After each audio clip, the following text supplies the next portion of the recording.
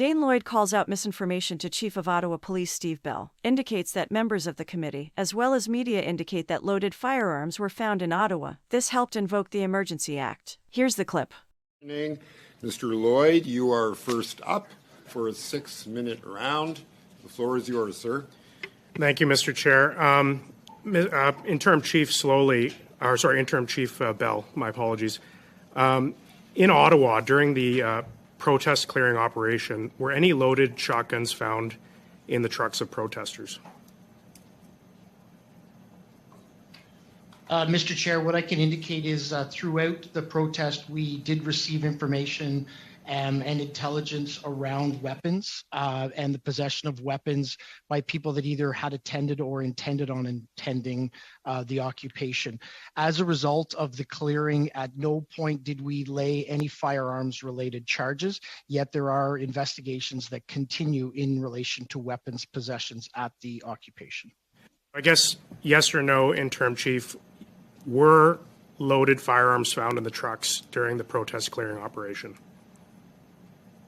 Yes or no? So as I indicated, Mr. Chair, there has been no charges laid to date in relations to weapons at the occupation site.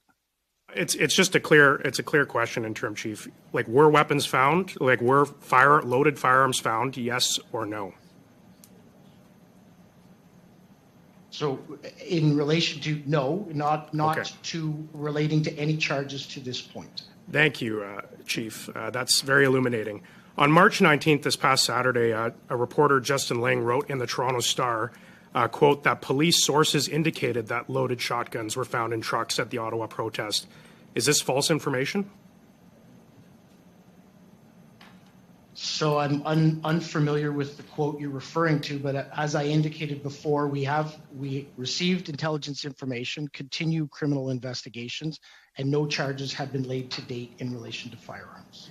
But the article claims that a police source told journalists that loaded shotguns were found in trucks during the protest clearing operation, and you have said to this committee that that is in fact not the case, that loaded shotguns were not found in trucks during the protest clearing operation. Is that the case, Interim Chief? So thank you for the question. Mr. Chair, as I indicated, we received intelligence information. I'm unclear around the source information that was received for that article or the corroboration around it, but we have not laid any charges Interim Chief, that in relation.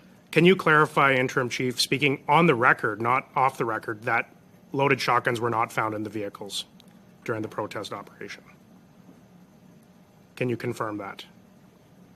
So yeah, consistent with my answer previously, yes, I can confirm to date. Thank you. No charges have been laid. If there had been firearms found, would the government have been made aware of that, as far as you know?